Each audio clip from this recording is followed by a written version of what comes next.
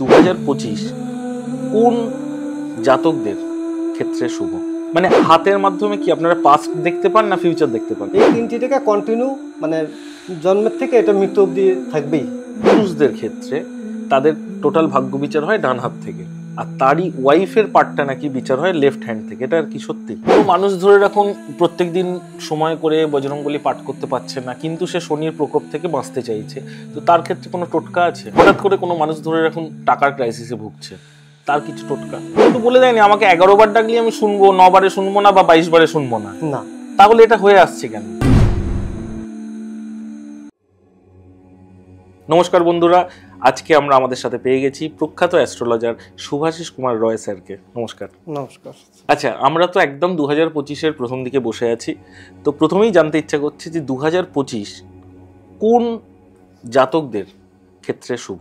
মূলত এখানে তিনটি জাতকের বিশেষ করে হচ্ছে, এটা হলো একটা হলো রবি জাতক, যেখানে রবি জাতক বলতে সিংহ রাশিকে, আর একটা হচ্ছে আপনার তুলা রাশি মানে শুক্রের জাতক। এই দুটো জাতকই এর মধ্যে এটা বেনিফিটটা বেশি পাবে এই বছরে। হ্যাঁ, মানে তাদের ক্ষেত্রে এই বছরটা খুবই শুভ, খুব লাকি বছর বলা হয়। কিন্তু তবু তাদের ধরে নিন কারোর যদি আজকে 7.5 চলে, তো তাদের ক্ষেত্রেও কি শুভ ফল পাবে তারা? 7.5 এতদিন অবধি চলছিল, আচ্ছা, 24-এর শেষ অবধি। আর দেখা যায় জানুয়ারি ফেব্রুয়ারি মার্চের মোটামুটি আধি যখন চলবে সময়, তারপরে এটা শেষ হয়ে যাবে, তারপর থেকে কন্টিনিউ করতে থাকবে।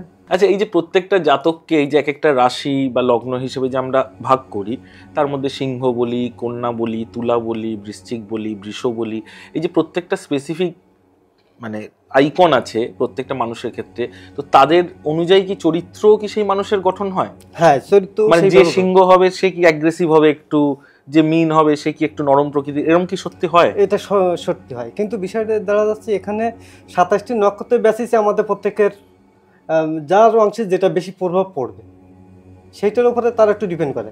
যদি সিংহ হয়, সিংহটাকে ফুলফিল আসবে না, কারণ এই 3-2.5টি নক্ষত্র মিনিমাম থাকবে, সেই 2.5টি নক্ষত্রের মধ্যে 13 ডিগ্রি করে। 13 ডিগ্রি।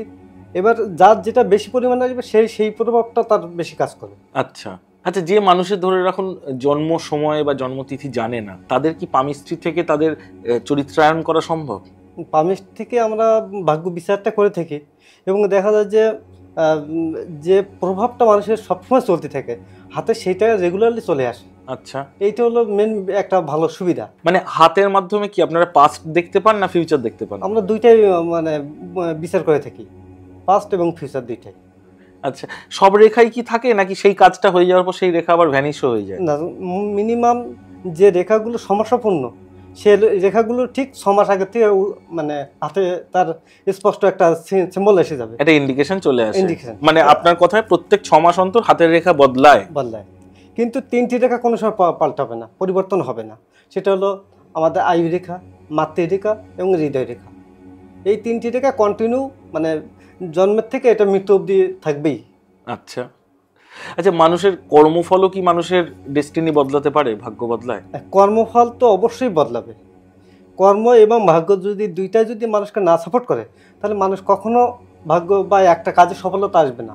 কারণ কর্মের বেসিসে একটা মানুষের ভালো মন্দ বিয়ার করে।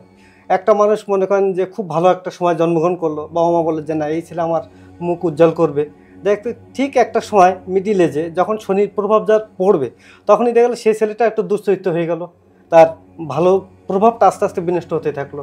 এটা তার কর্মটাও তার সেইভাবে পরিবর্তন হতে শুরু করলো। এবার সেইভাবে সে ব্যক্তিও আস্তে আস্তে তার ভালো দিকটা নষ্ট হয়ে গেল।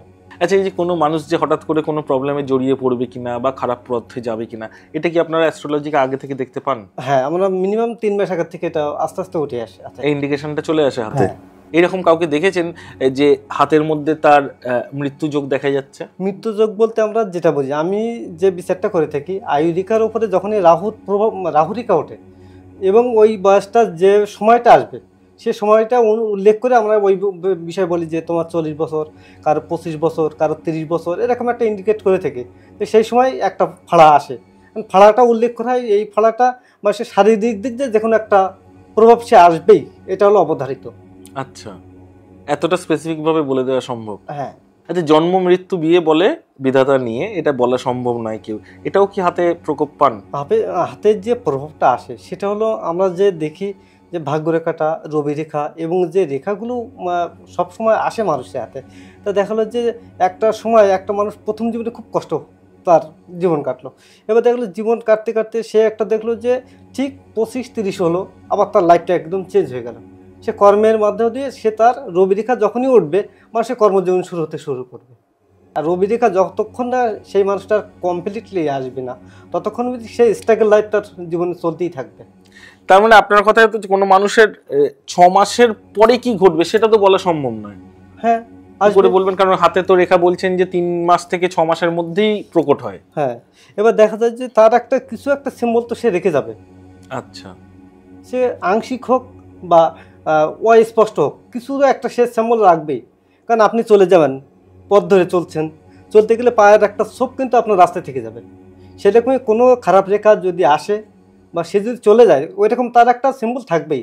সে সম্পূর্ণটা না, কিন্তু আংশিকভাবে তার সেই চিহ্নটা রেখে যাবেই। আচ্ছা, আমি আরেকটা জিনিস শুনেছি, এটা আপনি একটু বলুন। সেটা হচ্ছে পুরুষদের ক্ষেত্রে তাদের টোটাল ভাগ্য বিচার হয় ডান হাত থেকে, আর তারই ওয়াইফের পার্টটা নাকি বিচার হয় লেফট হ্যান্ড থেকে। এটা আর কি সত্যি? এটা 60% ধরা যায়, 100 হবে না, পুরোপুরি হয় না। পুরোপুরি হবে না।